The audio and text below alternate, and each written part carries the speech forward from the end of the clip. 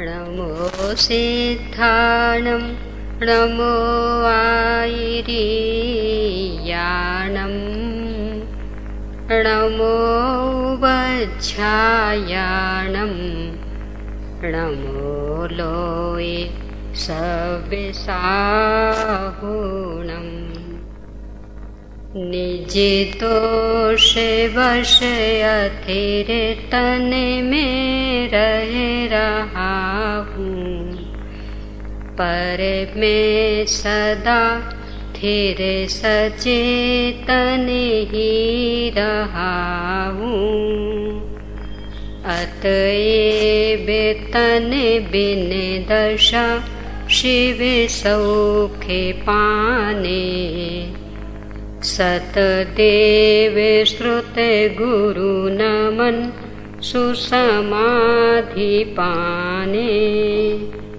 सतदेव श्रुत गुरु नमन सुसमाधि पाने।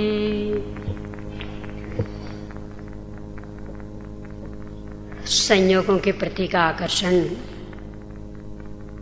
नष्ट करके समता भाव पूर्वक इन्हें छोड़ने की कला जो संलेखना, उसकी तैयारी कैसे करें, यह प्रकरण अपन चला रहे हैं। आयोजन तो किसी भी महोत्सव के कुछ काल के लिए ही होते, पर उन आयोजनों की तैयारी के लिए बहुत काल लग जाता।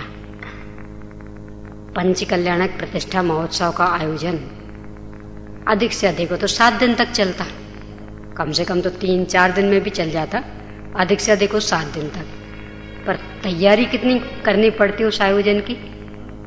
उसके पहले से जगह देखी जा रही, जगह की व्यवस्था की जा रही, पंडाल बनाया जा रहा, गेहूं दाल चावल बीने जा रहे हैं, मतलब कितनी तैयारी। ऐसे ही जो संलेखना होती है उसके लिए इतना लंबा समय नहीं चाहिए पड़ता, बहुत कम समय में ही हो जाती। पर उसके लिए जो भावभूमि तैयार करनी पड़ती है वह वास्तव में एक समय साध्य कार्य है। यानी पहले से ही मानसिक तैयारी वैसी की गई होगी, तब कहीं जाकर के वह आयोजन सफल हो पाएगा। तो अपनी जो चर्चा चल रही है वह उस मानसिक तैयारी की, कि किस तरह की विचारधारा बनाएं कि जिससे संयोगों के प्रति का आकर्षण अपना नष्ट हो। अपन 4 बिंदुओं पर चर्चा कर चुके हैं। सबसे पहला तो ये कि मैं वह अनंत वैभव संपन्न महासत्ता हूँ कि जिस पर किन्हीं भी संयोगों का कुछ भी असर नहीं पड़ता। यानी अनादि अनंत सत्ता होने से साधि शांति संयोग किसी भी रूप में मेरे सामने आवे पर मुझे किसी भी प्रकार से प्रभावित नहीं कर सकते। दूसरा कि जो भी संयोग हैं, चाहे वो शरीर रूप हो और चाहे घर कुटुंब आदि रूप हो, सभी संयोग अस्थिर हैं, उन्हें किसी भी कीमत पर रखा नहीं जा सकता। तीसरा कि जो भी संयोग हैं वे अशरण हैं, यानी जब तक हैं तब तक भी मेरे किसी काम के नहीं हैं, मुझे शरण देने में सक्षम नहीं है, मेरे दुख दर्द को बांटने में सक्षम नहीं है। जो भी होगा सब अकेले अकेले ही भोगना पड़ेगा। और इसीलिए फिर चौथा बिंदु कि ये मेरे लिए असार है, निस्सार है, निरर्थक है। यानी जब कुछ भी शरण देने में सहायक हैं, शरण दे ही नहीं सकते, सहयोग कर ही नहीं सकते, तो इनका रहना और नहीं रहना मेरे लिए कुछ भी कीमत नहीं रखता, कुछ भी मायने नहीं रखता। इन 4 बिंदुओं पर अपन अपनी समय सीमा के अनुसार चर्चा कर चुके। अब आज इससे आगे का बिंदु, यद्यपि शरीर भी एक संयोग है, तो संयोगों की अथिरता, अशरणता और असारता का निर्णय करने पर शरीर की भी अथिरता, अशरणता और असारता का निर्णय हो जाता। परंतु इस शरीर से जितना अधिक आकर्षण अपना है उतना अन्य के प्रति नहीं। अन्य के प्रति भी जो आकर्षण है उसका मूल है शरीर। यानी शरीर को अपन अपना मान के बैठे हैं, शरीर अपने को अपना लगता है, इसलिए शरीर के संबंधी वे भी अपने को अपने लगते। माता पिता अपने क्यों लगने लगे? सब शरीर के जन्मदाता है ना, भाई बहन अपने क्यों लगने लगे कि शरीर का जन्म जहाँ से हुआ वहीं से उनका भी हुआ। एक घर कुटुंब अपना क्यों लग रहा कि शरीर को सुविधाएं प्रदान करता है, इसलिए यानी संपूर्ण नाते रिश्तेदारों के साथ में संबंध बनाने का मूल कारण ये शरीर है और ये जन्म से ही रहता है साथ में। और इतना ही नहीं, अनादि काल से चल रहा कोई ना कोई शरीर। घर कुटुंब आदि तो ऐसे हैं कि सब गतियों में मिलते हैं, ये नहीं, नरक गति में भी नहीं है खास, त्रंच गति में भी एक इंद्रिय आदि के कहाँ है, मुख्यतः तो सैनी पंचेंद्रिय के ही है। तो इनका संयोग तो साधी शांत, पर शरीर तो अनादि से ही चला आ रहा किसी न किसी रूप में, तो इसके प्रति अपना बहुत अधिक संबंध चल रहा है। इसलिए संयोगों की अस्थिरता आदि का निर्णय हो जाने पर भी इस शरीर से इतनी शीघ्रता से संबंध नहीं छूट पाता। इससे भी संबंध अपना टूटे, इसके प्रति भी अपने अंदर विरक्त भाव आए, इसके लिए आचार्यों ने, ज्ञानी धर्मात्माओं ने शरीर की अस्थिरता, अशरणता और असारता का ज्ञान तो कराया ही है, इसके साथ ही इसके स्वभाव का भी ज्ञान कराया कि जिसके साथ प्रीति जोड़ रहा है, विचार तो कर कि वो किस स्वभाव वाला, कितना घिनौने स्वभाव वाला है, कितना अशुचि है। और जिन रोगों को तो दूर करने का प्रयास कर रहा है, ये रोग जिसमें हैं वह तो रोगों का ही घर है, तो किस किस को दूर करेगा। शरीरम व्याधि मंदिरम, कि शरीर तो व्याधि का ही मंदिर है, रोगों का ही घर है, तो किस किस को बंद करेगा। यानी गर्मी में चींटियां आदि होने लगती ना, एक जगह साफ करो, थोड़ी देर बाद दूसरी जगह हो जाती, दूसरी जगह साफ करो, थोड़ी देर बाद तीसरी जगह हो जाती, जैसे मक्खी मच्छर आदि, तो किन किन को भगाएगा। यानी जब घर ही पूरा इस तरह के छेद वाला हो गया कि वहां कीड़े मकोड़े ने अपना घर बना लिया है, तो तुम किन किन को भगाएगा। अब तो एक ही उपाय है कि जिन कारणों से वे हो रहे हैं उन कारणों को ही समाप्त कर दे। यानी जो घर छिद्रों वाला हो गया, जो दीवारें टूटी फूटी हो गई हैं, उसके कारण ही तो कीड़े मकोड़े हो रहे हैं ना, तो वो ठीक करे तो कीड़ों मकोड़ों से बच सकता। और वो तो ठीक ना करे और ये सोचे कि नहीं अब कीड़े मकोड़े ना हो, तो जब तक उनका साधन विद्यमान है तो कैसे नहीं होंगे। ऐसे ही शरीर तो बीमारियों का ही घर है, तो किस किस बीमारी को मिटाने का प्रयास करेगा। यदि बीमारियों से बचना है तो एक ही उपाय है कि जो बीमारियों का घर है उसे ही समाप्त कर दे। यानी अशरीरी दशा पाले तो बीमारियों से मुक्ति मिल सकती, अन्यथा तो कोई ना कोई बीमारी लगी ही रहेगी। हिंदी में तो बहुत सुंदर दोहा आता है इसका, तन रोगों की खान है, धन भोगों की खान, ज्ञान सुखों की खान है, दुख मूल अज्ञान। के तो रोगों की खदान है, तो उस खदान को रखे और खदान में रहने वाली चीज ना निकले, संभव है। यानी सोने की खदान हो और फिर सोना तो नहीं निकलना चाहिए, कोयले की खदान हो और कोयला नहीं निकलना चाहिए, तो ये संभव है। तो ऐसी रोगों की खदान है तो कैसे रोग नहीं निकलेंगे। ये तो रोगों का ही भंडार, रोगों से ही बना हुआ है। आचार्य कुंद स्वामी तो अष्टपहड़ में ऐसा लिखते हैं कि एक एक रोम कूप में 96 रोग बसते हैं। एक एक रोम कितनी सी जगह घेरता, इतना सा रोम कूप, 96 रोग बसते हैं। और इसका ही गणित लगा करके भद्रबाहु संहिता में तो उसका पूरा गणित बता दिया, पूरी संख्या बता दी कि कितने रोग हैं एक शरीर में। तो वे लिखते हैं 5,68,99,584 रोग इस शरीर में। कितने? 5,68,99,584 रोग इस शरीर में है। इतनी तो संख्या गिन ली, वैसे देखें तो असंख्य रोग। अब बोलो किन किन की दवा करेगा।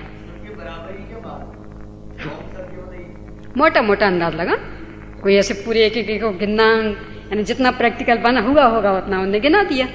तो इतने रोग, यानी कहना तो ये चाहते कि इतने ही, अब बोलो किन किन की दवा करोगे? कोई एक तो रोग हो तो दवा का सोचे, इतने सारे रोग हैं तो किन किन की दवा करने जाओगे? यहाँ दवा कुछ भी सफल होने वाली नहीं है, क्योंकि जब इतने रोगों का भंडार है तो एक दवा से एक रोग को दबाओगे कि दूसरा रोग उभर आएगा, दूसरे को दबाओगे कि तीसरा रोग उभर आएगा, तीसरे को दबाओगे कि चौथा रोग उभर आएगा। तो ऐसे तो दवा करते करते पूरी जिंदगी निकल जाएगी तो भी निरोग दशा प्रकट होने वाली नहीं है। तो उपाय क्या है यदि निरोग दशा पानी है? कि जिन कारणों से शरीर मिलता वे कारण ही नष्ट कर दिए जाएं तो निरोग दशा रहेगी, तो अनंत अनंत काल तक के लिए अशरीरी स्वस्थमय दशा रहेगी। तो वो कब होगा? इस शरीर से ममत्व तो कब टूटेगा? इन कारणों को नष्ट करने का प्रयास कब करेंगे? कि शरीर की अस्थिरता आदि के साथ ही इस शरीर का स्वभाव भी हमें पता लग जाए कि ये कैसा है। पंडित भूधर दास जी ने अपनी राजा राणा वाली स्तुति 12 भावना में लिखा कि किस शरीर के साथ प्रीति कर रहा, उस शरीर का निरीक्षण तो कर ले। क्या लिखते वे? दिपे चामे चादर मणि, हाड़ पिंजरा दे, भीतर या समय जगत में और नहीं घिन गे। ये तो बाहर से चमड़े से मड़ी हुई है ना, इसलिए सुंदर लगती चिकनी चुपड़ी, पर अंदर खोल के देखो क्या भरा है कि इसके जैसा जगत में कोई दूसरा अशुचि पदार्थ नहीं है। किसके साथ प्रीति लगाई है? यानी इसने संबंध जोड़ने के लिए कुछ तो अच्छाई दिखनी चाहिए ना। जो पूरा का पूरा अशुचि पदार्थों से ही बना हुआ हो, उसमें क्या प्रीति करता? छेड़ाला में आता ना पंडित दौलत राम जी की 12 भावनाओं में कि किससे प्रीति लगा ली। पल रुधिर राधे मल थैली, की कस बसा देते मेली, नौ द्वारे बहे घिनकारी, असी देह करे किमियारी। उन्हें तो आश्चर्य व्यक्त कर दिया ना, किमियारी, किससे प्रेम कर रहा? विचार तो कर। प्रेम करने लायक उसके लक्षण दिखने तो चाहिए ना, कि निरंतर पल रुधिर राध मल, यानी हर तरह से गंदगी गंदगी गंदगी जिसमें भरी हुई है, और 9 द्वारों से जो गंदगी निरंतर बह रही है, उसके साथ प्रीति कर रहा। प्रीति करने का स्थान कौन सा? कितना अशुचिमय। देखो, यदि अपना काम सदता हो तो थोड़ा बहुत इसको कर भी लिया जाए। 10 लक्षण पूजन में आती है संबंधी बहुत सुंदर पंक्तियां कि ये शरीर कैसा है? नित्य गंगे जमुने समुद्र न्याय, अशुचि दोष सुभावते, ऊपर अमल मल भरो भीतर, कौन विधि घट शुचि कहे। पर एक विशेषता है, क्या? बहु देह मेली सुगुण थैली, शौच गुण साधु लहे। कि ये तो बहुत गंदगी गंदगी का ही भंडार, इसको तो कितना ही नहाना धोना, कितना ही साफ सुथरा रखना, पर ये तो साफ नहीं रह सकता। तो फिर क्यों इसके साथ लगे? ये एक विशेषता भी है ना, कि है तो बहुत मैली पर सुगुणों की थैली है ना। यानी अनंत वैभव संपन्न आत्मा, अनंत वैभव संपन्न मैं इसमें रह रहा हूं, इसलिए इतनी संभाल कर लेता। न संभाल क्यों कर रहे? उसके पीछे कारण कि ये कोई अच्छी है इसलिए संभाल कर रहे, ये नहीं तो क्या कि मैं अनंत वैभव संपन्न आत्मा इसमें रह रहा हूं ना, ये अनंत गुणों को रखने का थैला है ना, तो इसलिए थैले को कुछ इज्जत दे दी जाती, इसलिए थैले की कुछ संभाल कर लेते। पर कब तक? कि जब तक थैले में उस अनंत वैभव संपन्न आत्मा को रखने की क्षमता हो तब तक। और वो विद्रोह करने लगे तो कि नहीं, मैं तो इसमें अब आत्मा को नहीं रहने दूंगा, तो किसकी संभाल नष्ट होगी? फिर थैलाई की संभाल छोड़ देंगे। लोक में भी ऐसा होता।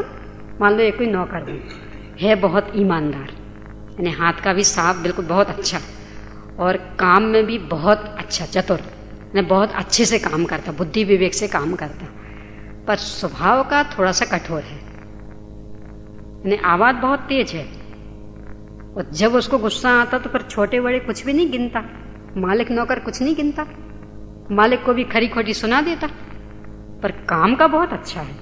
यानी ऐसा खोजे खोजे भी नहीं मिलेगा। ईमानदार भी बहुत है।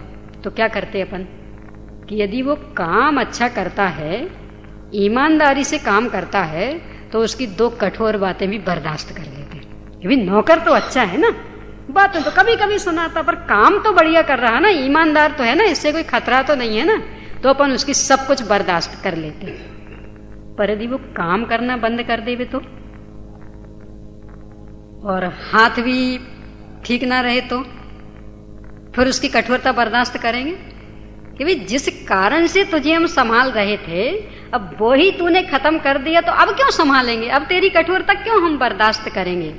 ऐसे ही इस शरीर की अशुचिता को भी हम बर्दाश्त क्यों कर रहे, इस शरीर को भी थोड़ा बहुत क्यों संभाल रहे कि ये तो गंदा है पर इसमें हम रह रहे ना, इसके माध्यम से थोड़ी बहुत साधना भी बन रही ना, इसमें निमित्त बन रहा ना, इसलिए इसकी गुलामी कर रहे। पर ये यदि उस काम में मदद देना बंद कर दे तो, यानी अहिंसक धर्म का आचरण विधिवत चल रहा है, जब तक चलता रहेगा तब तक तो इसकी गुलामी करते रहेंगे। ठीक है भाई, इतना इसको भी 2 रोटियां इसको भी दे दो, समय पे इसको भी विश्रांति दे दो, और जो जो भी करना पड़ता तो समय समय पे इसको कर दो।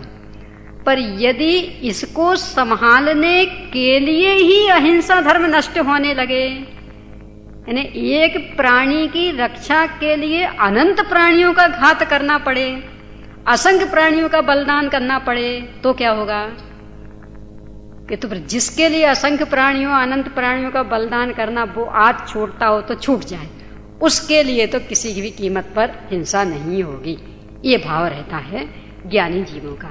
किसके बल पर कि ये तो कभी स्वस्थ होने वाला है ही नहीं, यानी अनंत जीवों का घात जिन औषधियों में हो रहा, यानी जमी कंद आदि से बनी हुई समग्र औषधियां होती हैं बहुघात वाली अवक्ष, यानी उनमें अनंत जीवों का घात होता, और मर्यादा के बाहर वाली सभी औषधियां होती हैं त्रस घात वाली अवक्ष, यानी उनमें 2 इंद्रिय आदि त्रस जीवों का घात होता। और मर्यादा वो मेडिसिन वाली नहीं, अपने जैन धर्म वाली, यानी किसी भी पिसी हुई चीज की शीत ऋतु में मर्यादा 7 दिन की, ग्रीष्म ऋतु में मर्यादा 5 दिन की, और वर्षा ऋतु में मर्यादा 3 दिन की। तो ये वाली मर्यादा, और इस मर्यादा के बाहर की वो चीज वो हो जाती त्रस जीवों संयुक्त, उनका भक्षण त्रस घात, यानी त्रस जीवों का घात, यानी असंख्य जीव, यानी हमारी आदत वस्तु में असंख्य त्रस जीव होते, असंख्य असंख्य असंख्य त्रस, हाँ हाँ सुख, हाँ हाँ हाँ हाँ यही असंख्य। देखो इसमें ये नहीं समझना कि उन लोगों के हिसाब से वो कहते नहीं साहब इसमें तो क्या जीव है, वे तो पता क्या कहते हैं, तो शराब तो एंटीबायोटिक्स है, वो तो कीटाणुनाशक है, अथवा अपना अल्कोहल तो कीटाणुनाशक है ना, तो उसमें कहाँ जीव है, नशा कारक भले होगा पर जीव तो नहीं है। पर जैन धर्म के हिसाब से नशा कारक में भी जीव हैं, यानी असंख्य जीवों को मार कर के तो बनी है, और उसमें निरंतर असंख्य जीव पैदा भी हो रहे हैं। अपने यहाँ तो अग्नि में भी जीव है ना, असंख्य जीव, वे मानने को तैयार है कि इसमें कोई जीव, कह रही अग्नि तो सर्वनाशक सर्वभक्षक, उसमें कहाँ जीव हो सकते, है ना। उनके हिसाब से अपने जैन धर्म की हिंसा अहिंसा को नहीं जोड़ा जा सकता, उनको तो अग्नि में जीव लगते ही नहीं है, अग्नि कैसे जीव वाली हो सकती, उसके संपर्क में जो भी आवे वो उसे तत्क्षण नष्ट कर देती है, तो उसमें कैसे जीव रह सकता। पर अपने अग्नि का एक जीव है कि नहीं, और उसमें असंख्य जीव रहते उसके सहारे से भी, इतनी जलती हुई स्थिति में भी, क्योंकि अपने यहाँ तो 9 प्रकार की योनियां हैं ना मुख्य, तो उसमें एक उष्ण योनि भी होती है ना, यानी ऐसे शरीर वाले की जो उष्ण में ही जिंदा रहते, उनको ठंडा मिले तो खत्म हो जाए, यानी ऐसी अग्नि जैसी उष्णता मिले तो ही उनका जीवन टिके, तो ऐसी उष्णता में भी जीवन टिक जाता। तो शराब में जीवन नहीं टिकेगा, कहाँ से निकाला, तो ये जो भी शराब अल्कोहल आदि से बनी हुई चीजें वो त्रसघात में आती हैं, इनमें त्रस जीव चल रहे। सूखी में भी वो मर्यादा के बाहर की हो गई ना। जैसे आपका सूखा आटा है ना, सूखा आटा तो अभी जैसे ठंडी की ऋतु के हिसाब से यानी अष्टांग में बदलेगी मर्यादा, तब तक अभी 7 दिन की चल रही। तो जैसे मर्यादा के बाहर मतलब 7 दिन के बाहर आटा हुआ तो उसमें त्रस जीव हो गए। वैसे ही वो गोली भी पिसी हुई है ना, तो उसमें भी 7 दिन के बाद में त्रस जीव हो गए। पीस करके फिर दबाव दे करके प्रेस करके फिर बनाते हैं ना टेबलेट। तो पहले वो चीज यानी पिसी हुई चूर्ण रहती और फिर लाइट के प्रेशर से तो कुछ भी प्रेशर दे करके वो दबाते हैं उसको, तो उससे वो बन जाती है, पर मूल में तो पिसी हुई है। तो ये सब चीजें देखें, यानी अपने जैन धर्म के हिसाब से हिंसा अहिंसा का विधान दूसरा है, मर्यादा अमर्यादा के ऊपर निर्भर है, और मेडिसन का दूसरा। तो उनसे अपने जैन धर्म की तुलना इसलिए नहीं करना कि वो एक तो स्वयं रागी द्वेषी जीवों की कृति, और दूसरे उनको ज्ञान कितना है। अपने यहाँ कहाँ कहाँ जीव होते ये सर्वज्ञ भगवान ने प्रत्यक्ष ज्ञान से देख करके बताया है, और वे अल्पज्ञ ज्ञान से देख रहे हैं। उनकी तो बस मशीनें जिनको पकड़ ले वो बता देंगी, और मशीनें जिनको नहीं पकड़ पावे उनको वो मानने को तैयार नहीं है। तो अपने इसमें असंख्य समूर्छन जीव चल रहे, मशीनें तो नहीं पकड़ पा रही, तो वे तो कहते नहीं कोई जीव नहीं है बाहर, अंदर भले होंगे, यानी अंदर बैक्टीरिया होंगे पर बाहर तो नहीं। पर अपना जैन धर्म तो कहता असंख्य समूर्छन जीव चल रहे शरीर के सहारे। एक जो फल वो सड़ जाए और उसमें कीड़े पड़ जाए तब वो मशीन के द्वारा बता देंगे कि इसमें बैक्टीरिया हो गए। पर अपने यहाँ तो कह रहे हैं कि जो वो सप्रतिष्ठित फल है उसमें अनंत जीव रह रहे उसके सहारे, यानी पपीता के सहारे अनंत जीव रह रहे। क्षीरफल है ना, सप्रतिष्ठित है, वो अनंत जीव रह रहे। वैज्ञानिक मानेंगे? उनको तो दिखते ही नहीं। वे तो कहते जब तक पेड़ में लगा तब तक वनस्पति में जीव है, पेड़ से निकलने के बाद तो जीव है ही नहीं, आलू आदि में जीव है ही नहीं। पर अपने यहाँ तो कह रहे अनंत जीव हैं। तो इसलिए उनके हिसाब से अपने धर्म की अहिंसा का माप नहीं करना। और वही बात ध्यान में रखना कि जिनने प्रयोजनभूत तत्व में कहीं विपरीत नहीं कहा तो वे अप्रयोजनभूत तत्व में विपरीत क्यों कहेंगे। यानी आश्रव बंदे आदि सुखमय की दुखमय, इसमें कुछ भी उल्टा सीधा कहते तो इससे उनकी पूजिता अपूजिता पर असर पड़ता। तो इसमें भी जिनने उल्टा सीधा नहीं कहा तो आलू में जीव हैं कि नहीं, इसमें भी उल्टा सीधा क्यों कहेंगे? क्या उससे प्रयोजन सिद्ध होने वाला? यानी कोई खाएगा कि नहीं खाएगा इससे उनका क्या बिगड़ने वाला था? उनकी पूजिता अपूजिता में क्या अंतर आने वाला था? तो यदि उनको स्वीकार, वे अपने को स्वीकार हैं तो उनकी हर बात स्वीकार होनी चाहिए, तब कहीं उन्हें स्वीकृति का मतलब निकलेगा। और एक बात तो स्वीकार, यानी 7 तत्व जो बताएं वो तो हमें स्वीकार, 9 पदार्थ तो स्वीकार, और चरणानुयोग स्वीकार नहीं। तो ये देव की स्वीकृति वाला नहीं हुआ भक्त, बल्कि वो तो स्वार्थी हुआ। लोक में जैसा होता कि सब ये बात आपने हमारी मन की कह दी तो हमें कहते नहीं, हम आपके आज्ञाकारी हैं, आप जो कहेंगे हम मान लेंगे। तो एक बात जो मेरे मन के अनुसार कह दी उसमें तो मान लिया और अपनी आज्ञाकारिता सिद्ध कर दी, और दूसरी बात मेरे मन के विरुद्ध थी कि सब इसको भी मानो कि नहीं ये नहीं चलेगा, हमारे हिसाब से कहोगे तो मानेंगे, हमारे हिसाब से नहीं कहोगे तो मानने वाले नहीं है। तो इसको आज्ञाकारी नहीं कहते हैं, इसको तो स्वार्थी कहते हैं, इसको तो पक्षपाती कहते हैं। आज्ञाकारी तो कब कहलाए कि जो प्रयोजन भूत को मानता है तो अप्रयोजन भूत को भी माने, और ये सोच के कि हमारे ज्ञानगम्य नहीं है, और कहने वाले मिथ्यावादी नहीं हैं, कहने वाले कोई रागी द्वेषी नहीं है, कसाई नहीं है। तो जो उनने कहा है वो परम सत्य कहा है, वो हमारे हित के लिए कहा है, इसलिए उसके सेवन की हमारे लिए कहीं कोई गुंजाइश नहीं है। तो जिसने शरीर का ये स्वरूप जान लिया कि ये तो रोगों का ही घर है, अशुचिता का ही घर है, तो एक शरीर को टिकाने के पीछे अनंत शरीर वाले जीवों का घात करने का भाव आवे, असंख्य शरीर वाले जीवों का घात करने का भाव आवे, ऐसा पाप उससे नहीं होगा। औषधि सेवन का भाव नहीं आएगा ऐसा नहीं है, तो बिना किसी का घात किए हुए औषधि मिलती है तो ले लेंगे। यानी जब तक स्थिति है, ये तो छठवें गुणस्थान तक के मुनिराजों को भी आ जाता। यानी अकेली संजुलन कषाय जिनके शेष रह गई है, उनके भी ये भाव आ जाता कि शुद्ध सात्विक औषधि मिले तो हम सेवन कर लेंगे। तो उसका निषेध नहीं है। निषेध किसका? किसी एक शरीर को टिकाने के लिए यदि अनंत शरीर संपन्न जीवों का घात करना पड़े तो इतना बड़ा पाप नहीं करेंगे। क्यों? क्योंकि क्या फर्क पड़ना है? तो हम तो विवेक संपन्न है ना, बुद्धि संपन्न है ना, तो इस शरीर के छूटने के समय कुछ परिणामों को संभाल भी सकते। वे बेचारे थोड़ी ऐसी बुद्धि संपन्न हैं, उनको तो शरीर ही अपना सर्वस्व लग रहा। तो जब उनका शरीर छूटेगा हमारे कारण से तो कितने संक्लेश परिणाम उनके होंगे, क्योंकि वे तो ऐसी समझ वाले हैं नहीं, उनको तो शरीर से भेद विज्ञान है नहीं। उनको तो लगता शरीर यानी मैं यानी शरीर, शरीर छूटा मतलब मेरा ही पूरा नाश हो गया। तो जिनको शरीर का नाश अपना पूरा नाश लगता हो, उनके शरीर नाश में निमित्त बनना यानी कितने अधिक उनके संक्लेश परिणामों में अपन निमित्त बने, ये अपना कितना तीव्र कषाय का परिणाम होगा। और ऐसे तीव्र कषाय के परिणाम के बीच में विशुद्धि लब्धि की संभावना है। यानी अन्याय अनीति अभक्ष भक्षण का पूरा पूरा त्याग चाहिए। और अभक्ष भक्षण में 5 प्रकार के अभक्ष भक्षण का, अकेला एक बहुघात अभक्ष भक्षण का नहीं कि सब जमी कंद आदि नहीं खाते हम, इतने से काम नहीं चलेगा। इतने से काम तो तब चलता होता कि जब इन 5 में कोई 19-20 का अंतर होता। यानी बहुघात अभक्ष तो बड़ा और त्रसघात अभक्ष छोटा, ऐसा कोई अंतर होता तब ये चल जाता। पर 5 अभक्षों में से कौन छोटा हो कौन सा बड़ा? 5 अभक्ष एक कोटि के हैं।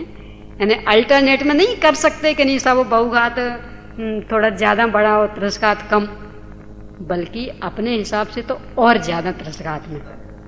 कि एक दिन चर्चा की थी ना कि जैसे जैसे इंद्रिय ज्ञान बढ़ता जाता है उस संपन्न शरीर का घात करने में ज्यादा हिंसा होती। तो बहु यानी एक इंद्रिय जीव हैं, उनके घात में जितनी हिंसा है, 2 इंद्रिय आदि जीवों के घात में उससे अधिक हिंसा का परिणाम है, उससे अधिक क्रूरता है। तो 5 ही अभक्षों में कोई छोटे बड़े का भेद करने के लिए अवसर नहीं है। तो ये अभक्ष भक्षण का परिणाम कब नष्ट होगा? अन्याय अनीति का परिणाम कब नष्ट होगा? कि जब ये निरंतर ख्याल में रहे कि ये शरीर तो बीमारियों का ही घर है। किसी भी औषधि से एक बीमारी किसी कारणवश यानी थोड़ा पुण्य का उदय आ जाए तो दब भी जाए तो दूसरी उभर आएगी, दूसरी दबेगी, तीसरी उभर आएगी। यानी जो बीमारियों का ही घर है तो उसे कैसे दवाओं के माध्यम से दबाया जा सकता? और दबाने से होने वाला क्या है? कुछ समय को दब जाएगी इसके बाद, और वो भी किस कीमत पर? कि अपने जैसे ही शरीरधारी अनंत जीवों के घात की कीमत पर, अपने ही जैसे शरीरधारी असंख्य जीवों की घात की कीमत पर। इतना बड़ा पाप तो ये समझ में आने वाले जीव के नहीं हो सकता।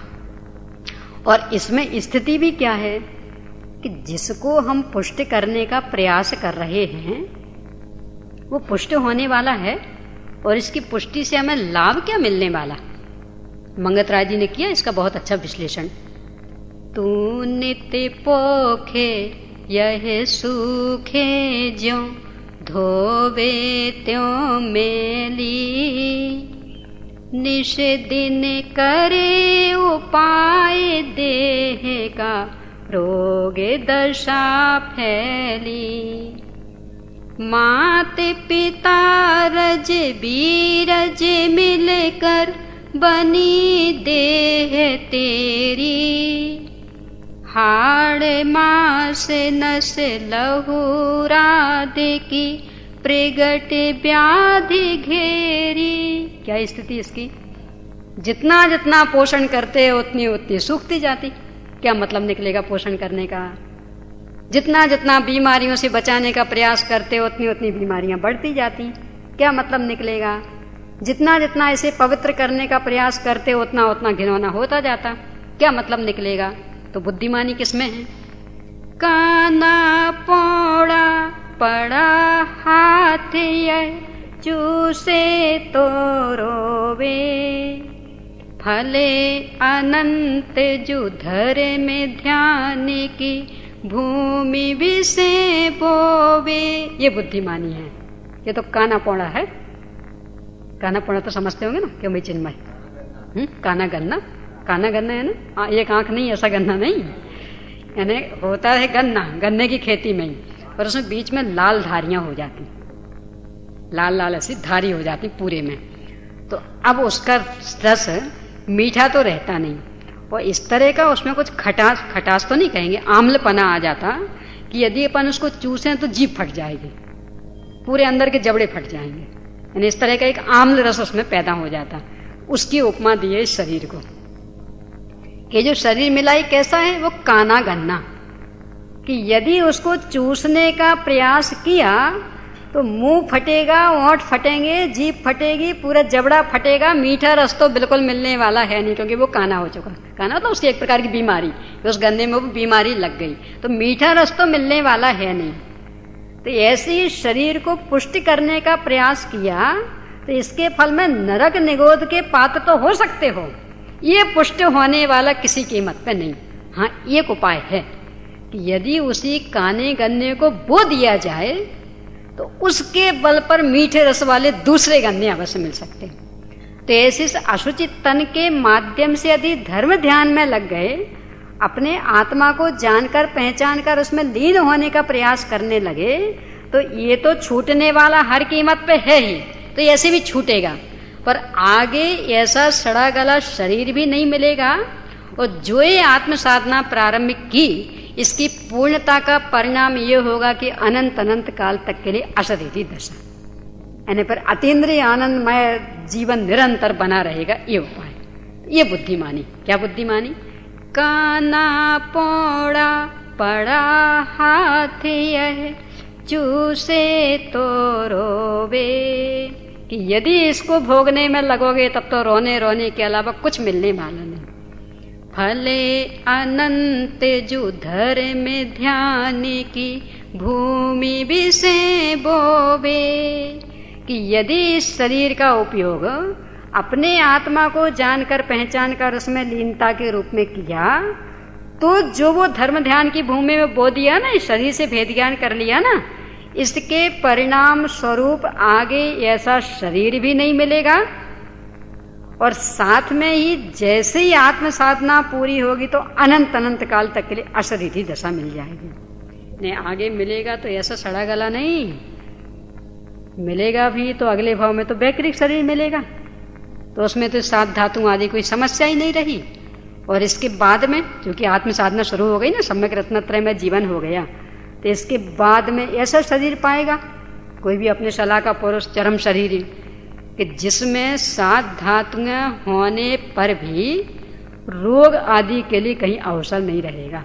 जो चरम शरीरी होते हैं उनके शरीर में ऐसे कोई रोग नहीं होते।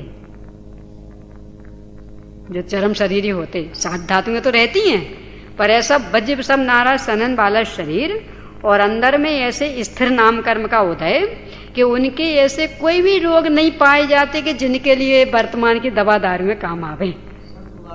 वे चरम शरीरी कहाँ थे? स्वर्ग गए हैं, चरम शरीरी नहीं थे। चरम शरीर के नहीं होता ऐसा, तो ऐसा शरीर मिलेगा, कहने फिर ये दवा दारू करने की समस्या ही खत्म हो जाएगी, और परिपूर्ण आत्म साधना में तो शरीर मात्र से ही पिंड छूट जाएगा, तो सारी समस्या खत्म। कितना बढ़िया उपाय है, कहने मिले हुए शरीर से भेद ज्ञान करके आत्म साधना में लगने का परिणाम कि वर्तमान में भी आकुलता की कमी, आकुलता का अभाव, और आगे का तो पूरा भविष्य सुखमय लगे, पूरा भविष्य सुखमय हो जाए। ये उपाय, तो ये उपाय करना, इसके लिए भावभूमि तैयार करना। और जब ये भावभूमि तैयार होगी ना, तो इस शरीर को जो ढोना पड़ रहा, इसके पीछे एक दूसरा ही दृष्टिकोण हो जाएगा। अभी तो अपनी अकड़ चलते, देखो कितना बढ़िया शरीर हमारा, हट्टा कट्टा, अभी तक कोई बीमारी नहीं हुई, और खूब अच्छा सुंदर हो, तो कामदेव जैसा सुंदर हो, कितना अकड़ता। यानी अपने शरीर की सुंदरता के पीछे दूसरे को गिनने को ही तैयार नहीं हो, दूसरे को ऐसा तुच्छ देख ले कि कुछ कहो ना, और फिर बाद में कह रही किसे ढोना पड़ रहा हमें। नयन सुखदास जी ने लिखा अपनी 12 भावना बहुत सुंदर इस संदर्भ में, बिन ज्ञान ध्यान तन तेरा है चांडाल का डेरा। क्या लिख रहे? ये शरीर जिस पे अकड़ रहा ना, यदि ज्ञान ध्यान में शरीर को नहीं लगाया तो ये चांडालों का डेरा है। चांडाल तो समझते हैं ना, अनुसूचित जाति में, उसका डेरा है। किस में उलझ रहा है? जिसने भीतर से हेरा उन्हें थू थू कर मोहे फेरा। के ऊपर चादर मड़ी हुई है ना चमड़ी की, इसलिए अच्छा लग रहा, पर जिसने भी इसके अंदर में देखा तो थू थू करके मुंह फेर लेता। नहीं, हमें नहीं दिखाओ। कोई घाव ही हो जाए ना अपने ही शरीर का, अपना ही मन नहीं होता देखने का, निरंतर पट्टी से बांधे ढक के रखेंगे। क्यों? सब देखते साथ तो बहुत गिलानी आती। तो अपना ही अपने को नहीं देखा जाता, दूसरे का तो कौन देखे। ये अस्पताल में टंगा रहता ना वो नक्शा शरीर का, पूरा वो पिंजरा, कैसा लगता? देखने का भाव आता। फिर ये ऐसा अस्थि पंजर कि हाँ ऐसा ही है। ये जो ऊपर से मड़ गया ना अच्छा चमड़ी से, तो लग रहा है चिकना चुपड़ा, पर इसका भी वही रूप है। इन्हें अचानक कोई देखे तो एकदम डर जाए उस अस्थि पंजर को देख के। ये भी ऐसे ही कंकाल है, ऐसे ही अस्थि पंजर है। तो क्या लिख रहे? जिसने भीतर से हेरा है ना, देखा। जिसने भीतर से हेरा उन्हें थू थू कर मोहे फेरा।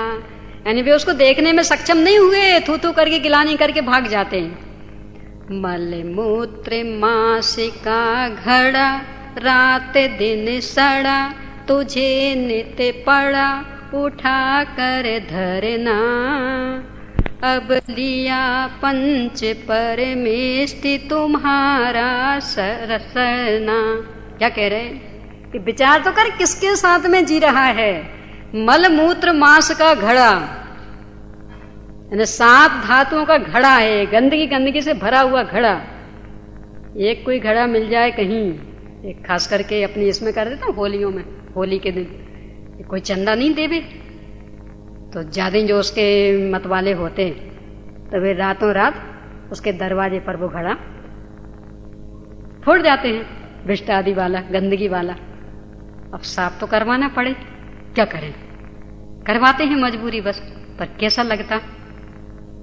तो वो तो वर्ष में कभी एकाध बार प्रसंग बनता है तो भी कितना खेद होता। अरे रे क्या करना पड़ रहा हमें।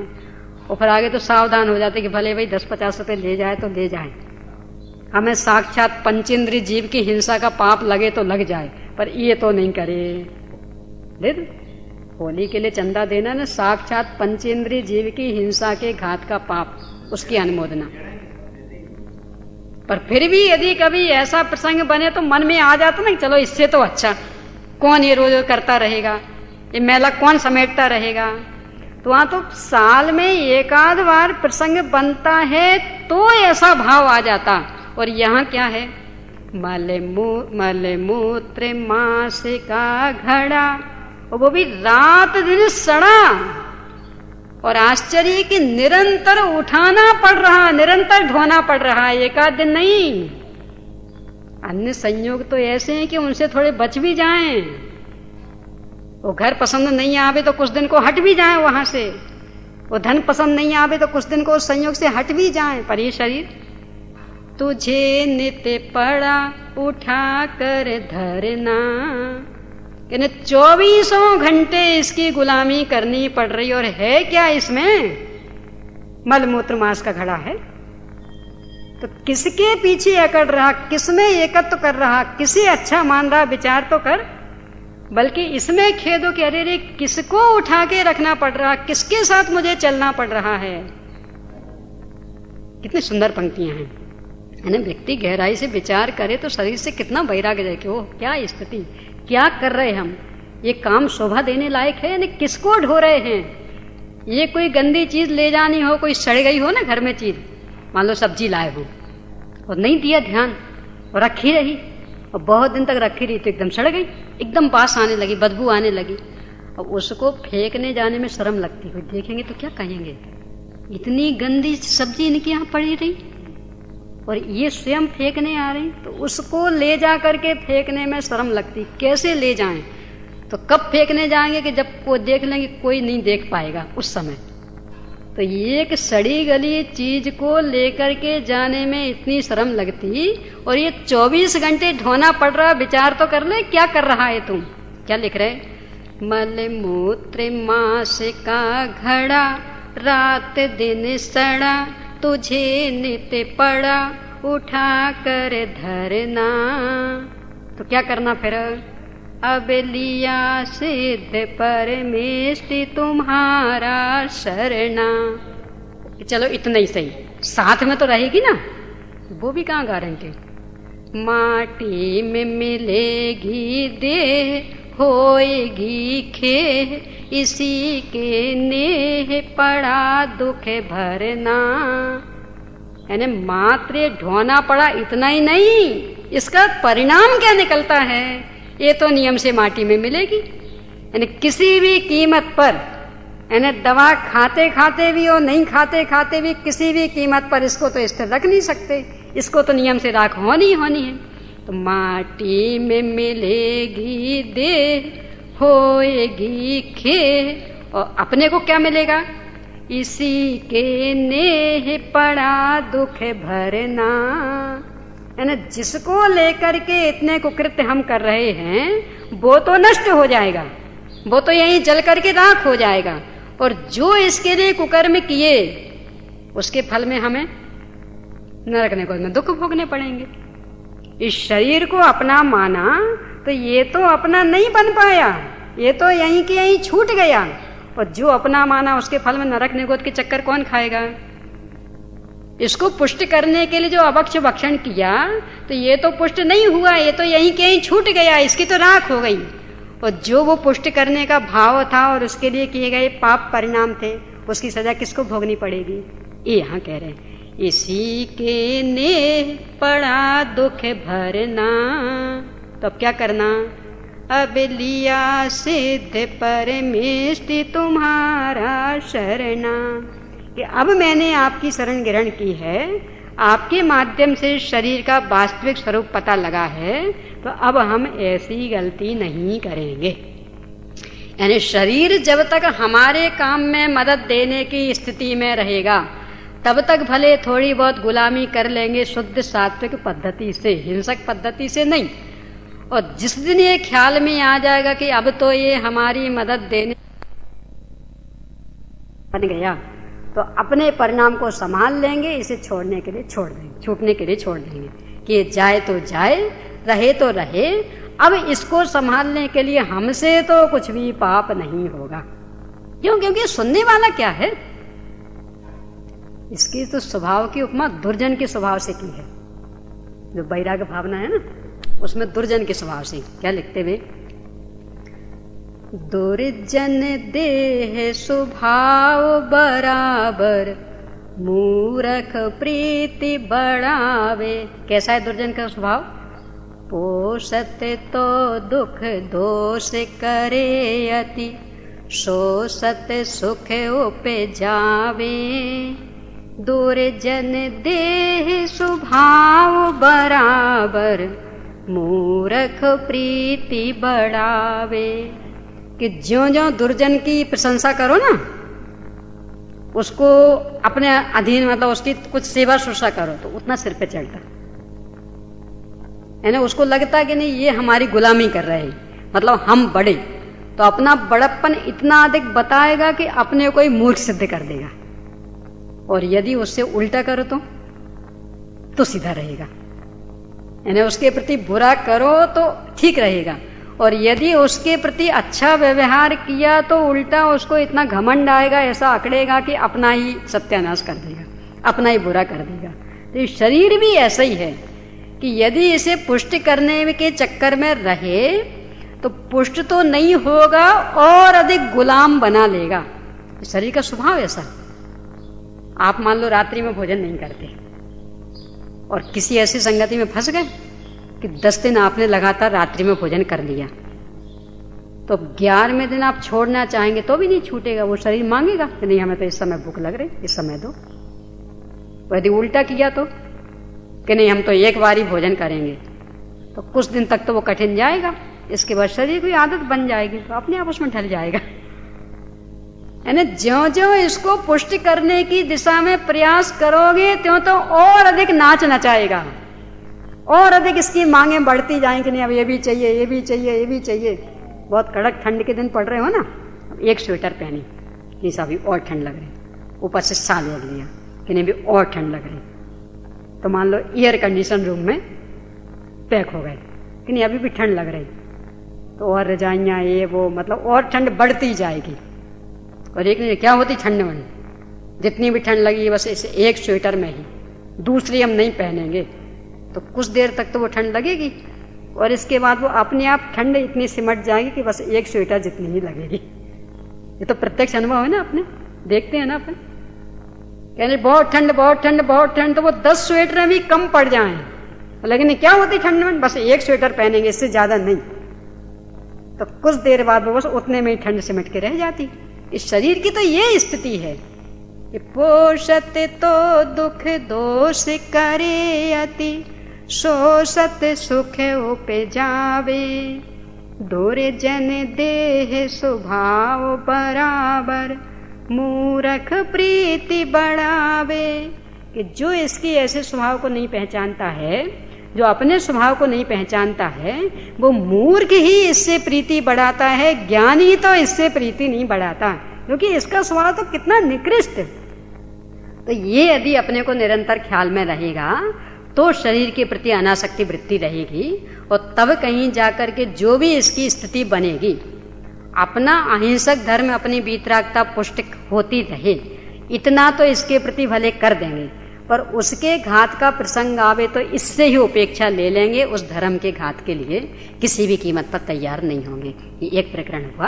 अब कल जो अपन प्रकरण लेंगे कि ये मानसिक तैयारी हो गई, अब ये मानसिक तैयारी हर प्रसंग पर कैसे टिकी रहे, क्योंकि अभी क्या होता, अभी अनुकूलता चल रही, शरीर स्वस्थ है, अच्छे से हृष्ट पुष्ट है, तो अभी तो लगता हाँ बराबर बहुत घिनौना है, ये दवाइयों से कोई ठीक होने वाला नहीं, तो अपने को दवा दारू नहीं करना। पर जब कोई भयंकर पीड़ा हुई तब भी ये धारा कैसे स्थिर रहे, इसके लिए जिस समय अपन स्वस्थ हैं उस समय कैसी तैयारी कर लें, इसकी चर्चा अपन करेंगे।